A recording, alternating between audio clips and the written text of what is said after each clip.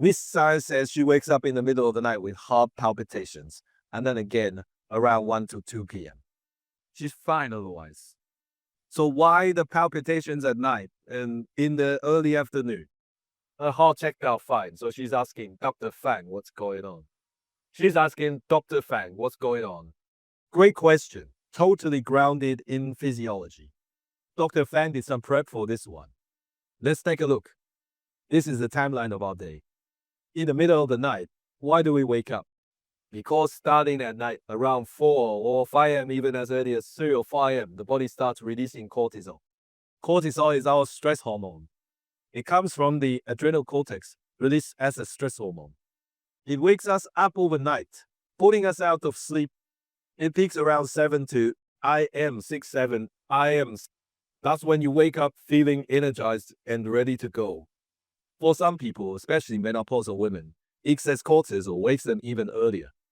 Or it spikes so high they wake up flushed and sweating, hot flash. So cortisol is what wakes you up. Too much is a problem, too little is also a problem. Too little means low energy in the morning. So your morning energy comes from cortisol. Some people get a cortisol surge that's too strong at night, especially if you're menopausal or post-menopausal at night. That sudden cortisol surge jolts you awake, triggering palpitations and anxiety. That's the cortisol effect. Then around midday, the cortisol is mostly used up. So you naturally feel tired. This is also your body telling you to rest.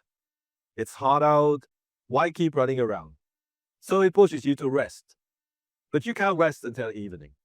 Still need to get home, get back to the hunt. If you were a hunter-gatherer around 1 or 2 p.m., adrenaline kicks in. Adrenaline is also a stress hormone, also from the adrenal gland, but from the deeper inner layer. So the adrenal gland releases cortisol and adrenaline. The afternoon shift takes over. So these two, one after the other, keep it going through the day. Then as evening comes, you wind down. That's how the body is designed. But maybe you're too sensitive to these shifts. So you get a wave of palpitations here and another wave there. 2 waves of palpitations. That's basically what's happening. So what to do? Dr. Fang recommends your hormones may genuinely be secreting too much. If that's the case, what then? Exercise to burn it off. For example, in the morning on your way to work, skip the subway and walk for an hour. That 1 hour burns through your cortisol. You'll feel much better all day. Walk again for an hour after work. That steady burn keeps your emotions stable all day, less reactive. Some people's hormones are normal, but they're just too sensitive. Exercise helps here too, keeping you stimulated but not overstimulated. Building resilience, reducing sensitivity. For someone who never exercises, a sudden burst shocks the system. Hormones that were chronically low suddenly surge. That's jarring too. So exercise addresses both too much and sensitivity. Both problems. Next question. Didi says her mom plays favorites, always siding with her younger brother. So they fight a lot. But even after the fight ends, she still feels this lingering sense of threat. Threatened by whom? By mom. Why is that? At the core, you and mom are connected. When you fight mom, it's like fighting yourself. You, this mama's child, this symbiotic bond, it's a lifelong tie. So sometimes when you argue with mom and win, it still hurts. Real pain. Because she's connected to you. You still feel it. That's the point. Mom is always on your team. Dad, psychologically, can feel more like a rival. But mom is always a piece of your heart. So when you argue with her and win, mom feels crushed. She's been scolded by you, and you won't feel good either. Because you just scolded yourself. That's roughly how it works. Isn't that what I described? That sense of threat, you fought with mom sided with your brother. Are you afraid mom will poison your food? Or make it taste worse? Is that the kind of threat you're feeling? Honestly, I don't know many possibilities. But mom and you are symbiotic. Sometimes fighting and yelling won't fix it. Why does mom favor your brother?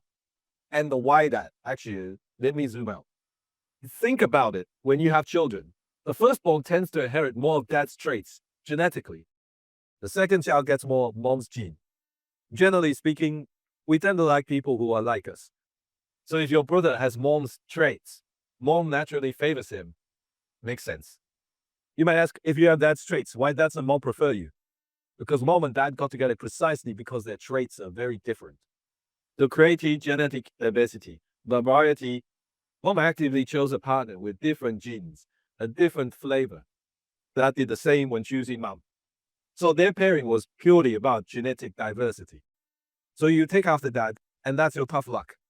Because your personality, your temperament, is just different from mom's, wired differently from the start. While your brother inherited mom's genes, naturally shares her traits, so mom gravitates toward her own kind, less drawn to those who aren't. Because you're not her partner, you're her child. That's roughly the dynamic. Genetically, this creates these fascinating family patterns. Worth reflecting on. That's all. Next question.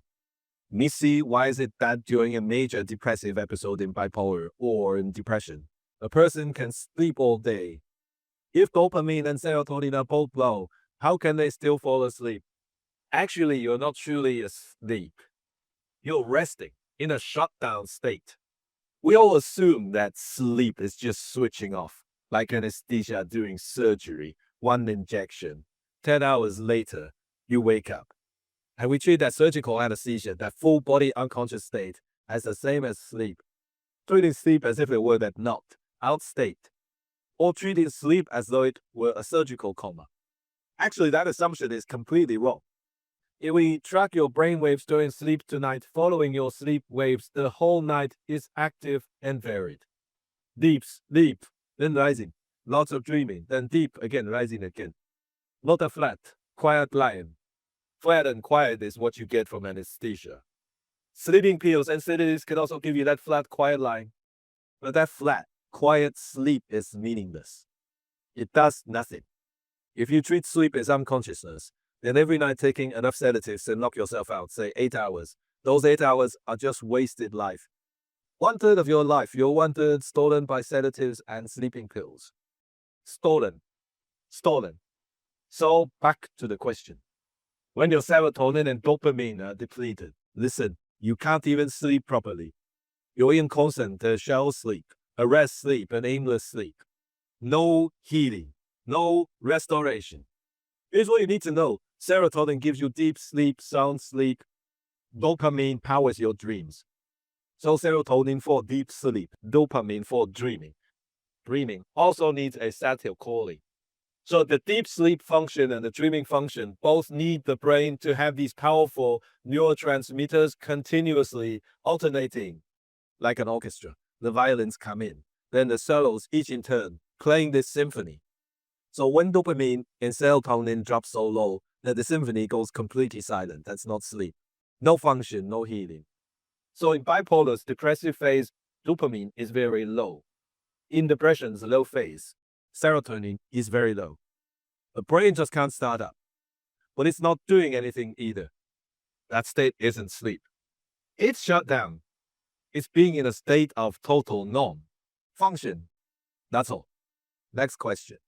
JJ says, I know people with depression or anxiety can't control their emotions, but I don't want to absorb other people's negativity or negative thoughts. So I turned down a depressed friend who wanted to vent. Is that really bad? Not really bad. Straight answer, not bad at all. And maybe that was even the right call. Because you yourself don't have the capacity for it. No capacity to handle it. Not everyone can catch that ball well. Not without practice.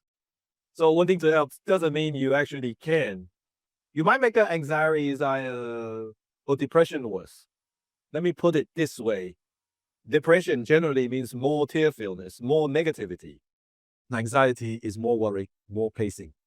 Actually, depression and anxiety. One is depression is low energy anxiety. Anxiety is high energy depression. Two sides of the same coin. These people experience these states sometimes from physiology, sometimes from psychology. How do you tell which is which? If it's been since their teens or 20s with no clear trigger or only minor triggers, and they've been anxious or depressed chronically, repeatedly, That's more likely physiological. If you're unsure, look at the parents. It runs in the family. Physiological. Physiological anxiety and depression. Medication is key, not just talking. So if it looks physiological, get them to see a doctor. But if it's not that, if they hit a major life event, for example, their dog died, or they're about to lose their job, partner left, these situations trigger a period of stress-driven adjustment behavior showing up as depression or anxiety symptoms.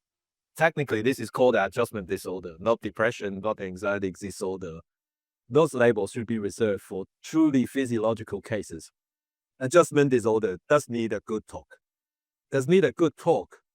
So how do you talk? Watch Dr. Fang's earlier videos on how to talk with someone who's anxious, how to talk with someone who's anxious, how to talk with someone who's depressed. The key point, specifically in my videos, is to use the image-based conversation method. For instance, if they're anxious about something, if they have trauma from something, take that trauma, anxiety, or depressive image and explore it together, like playing a game. They describe the image in such detail that you feel completely immersed, truly moved. Later, I've been loving 4 character idioms. Maybe I've been influenced by Fang Shih-Chin. Truly moved. Basically, they pass this image to you, and you keep asking about it, helping them fill in the picture, then bring it fully to the surface. That is deeply healing. Never try to sort out the roles, or figure out who is the good guy and who is the bad guy, turning it into gossip. That deepens the wound. But if you skip the gossip entirely and purely draw out the trauma image through language they speak, you help them fully build the complete picture, then it's done. Healed. So if you master this, you can be a skilled listener for those who need to vent. Makes sense. But you're reluctant to do this because deep down you also have anxiety and depression. My guess, my hunch, you have anxiety and depression. Sometimes hearing someone else's pain triggers your own. You only carry so much, and now hearing someone else's burden stirs up your own discomfort. That's understandable. You've spent your whole life avoiding the wound inside yourself. So when others carry that same thing, you don't dare touch it, don't want to touch it. That's your psychology too. But on the other hand, sometimes everyone is worse off than you can actually bring a bit of comfort. You know how aunties and grandmas love to gossip. Why? Because talking about others' misfortunes boosts their own sense of happiness. So when they get together, they rarely talk about the good stuff. That son of theirs is so impressive, made a killing in stocks. Hearing that triggers envy. Why didn't I buy stocks? They randomly pick one and made $1 million. That kind of feeling. Oh, when most of the talk is about she's been sick lately, how sad, there's a secret little gloat inside. She's sick, not me. Unluckier. His son's business collapsed. How sad. Mao says how sad. Ha said trickly gloats. Their business failed, mine didn't. I'm luckier. So sometimes we use others' misfortunes to feel a bit better about ourselves. So this kind of emotional exchange, your question actually has many dimensions worth exploring. Today, if Dr. Fan stands strictly as a physician, 2 standard answers only. First, physiological anxiety and depression. Get them to a doctor medicated properly and consistently. Psychological anxiety and depression. Trauma-based talk with them. One method called image therapy. Clarify the visual scene. Nothing else. That's it. Next question. CCC says, when my child has a problem, I always blame myself first, but I don't know how to fix it or do better. Even wondering if maybe I'm just not cut out to be a parent. That's understandable. New parents, when you became a parent, you may not have even been a fully mature adult yet. And a dog who hasn't fully grown up now has to raise an even more immature, unformed child. How does that go? Complete chaos. The child gets hurt. You're constantly frustrated. And sometimes both sides explode. 10 or 20 years of no contact. We hear this all the time. So what now? Has anyone ever taught you how to be a healthy, mature parent and give your child balance in young parental care? Has anyone taught you that? Who school teach you this society? Or did you just inherit your grandparents' parenting methods? Just beat the child, beat them into shape. Still following that. Listen, Dr. Fang's videos are what you need. Highly scientific, highly practical.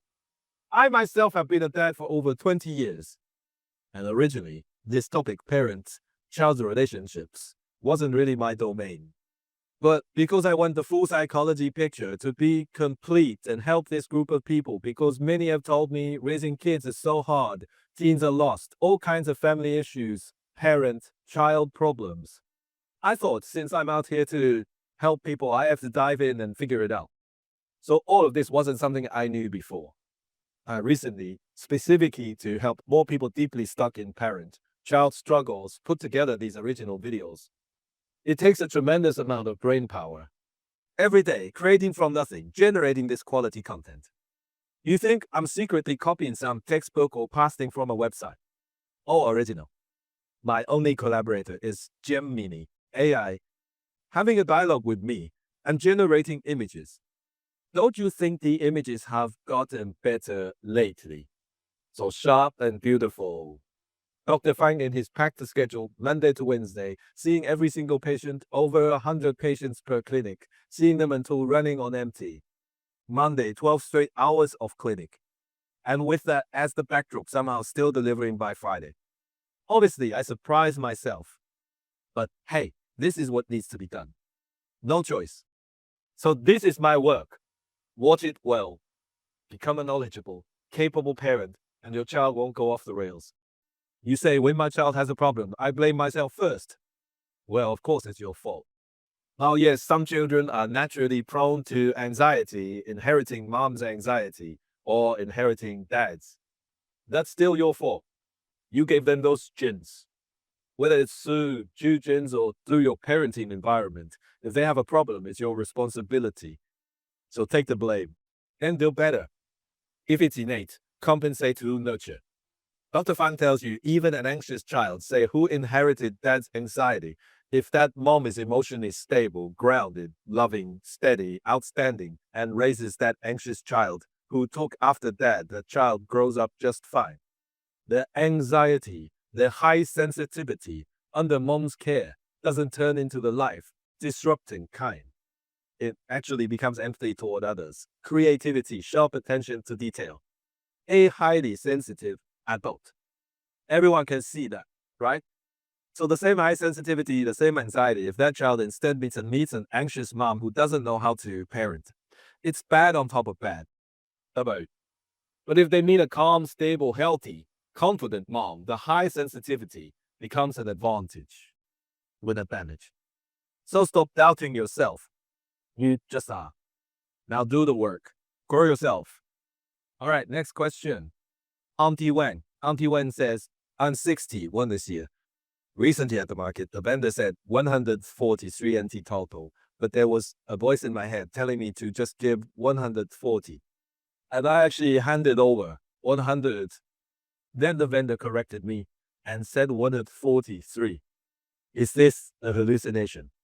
Okay. If this is the only incident, just this one event, then it's a single isolated event.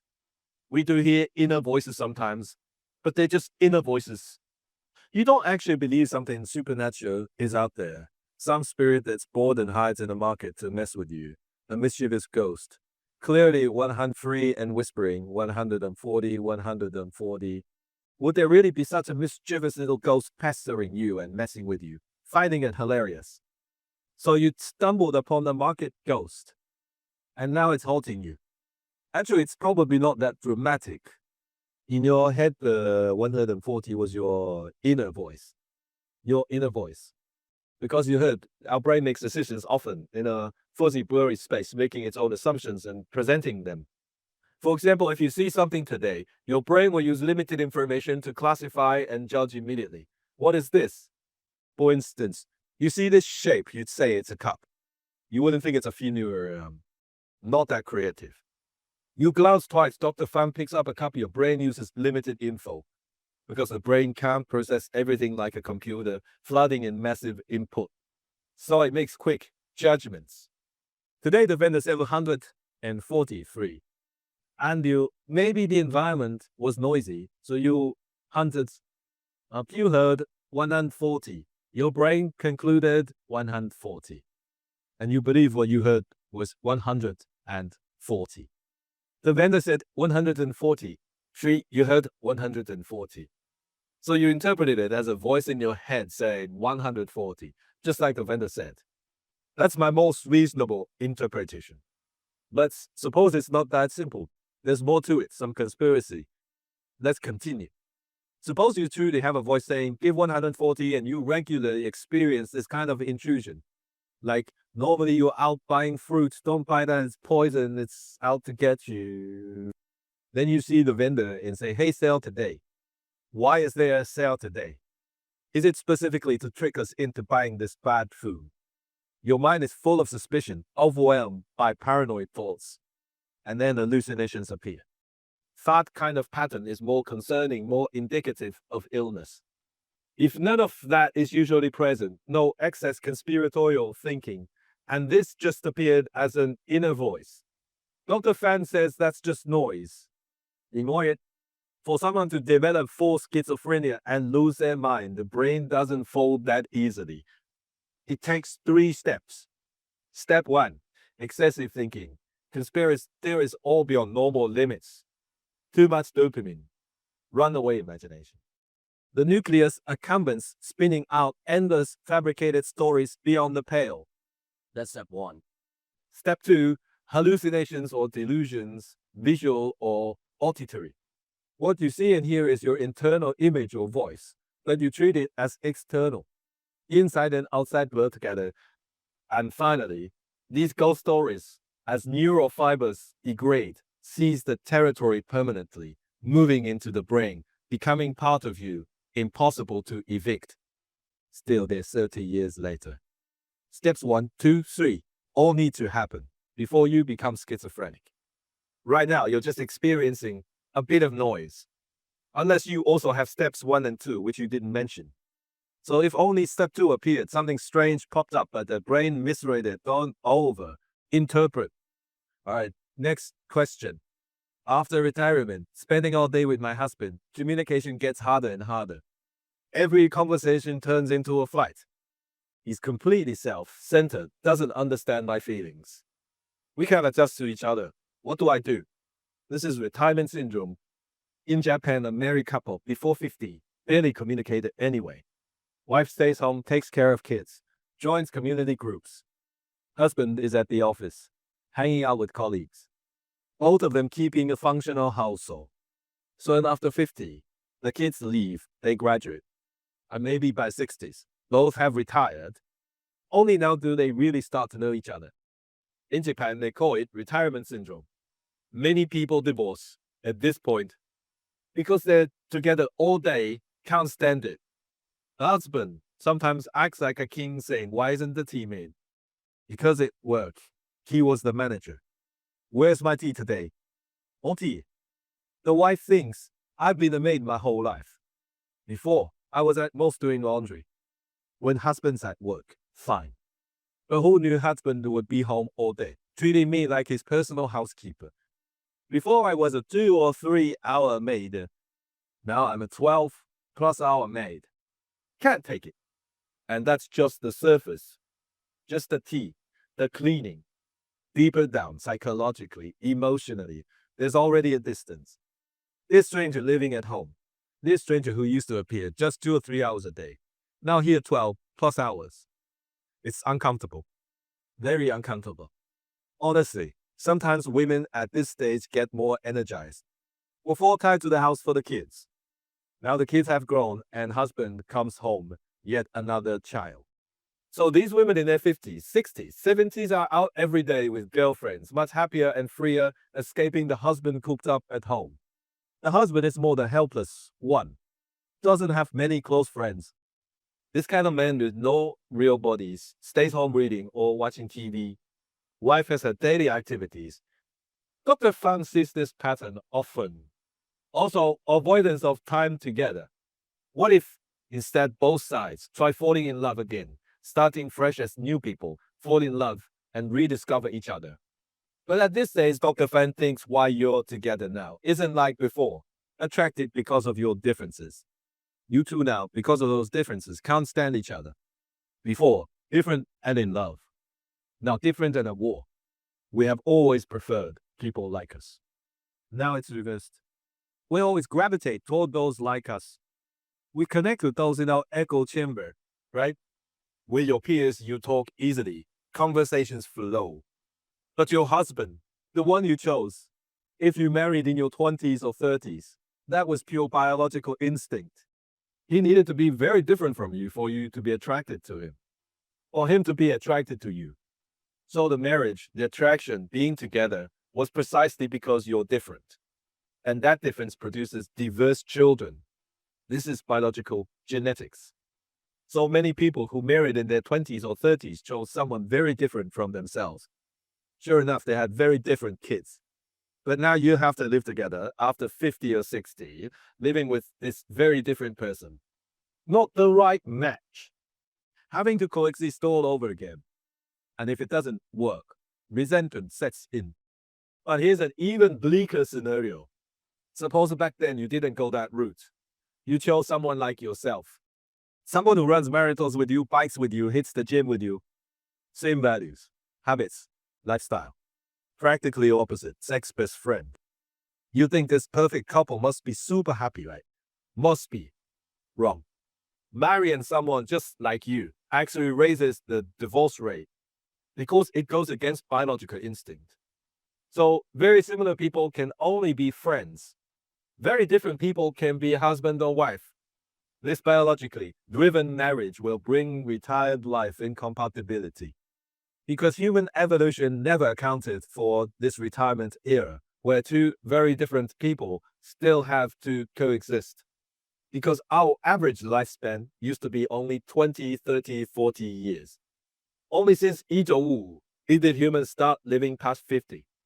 So how would evolution prepare you for coexisting with your spouse at 50? How would it train you to live with someone whose personality and thinking are so different? This is extra homework. Nobody assigned you. Nobody has the answers. Fall in love all over again. Love. Without having kids. At 50 or 60, how do you have kids?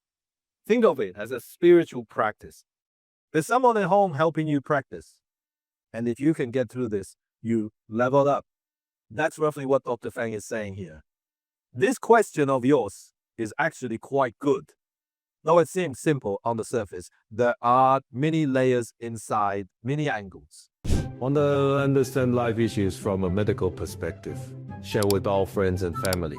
Let's improve Taiwan's medical culture together.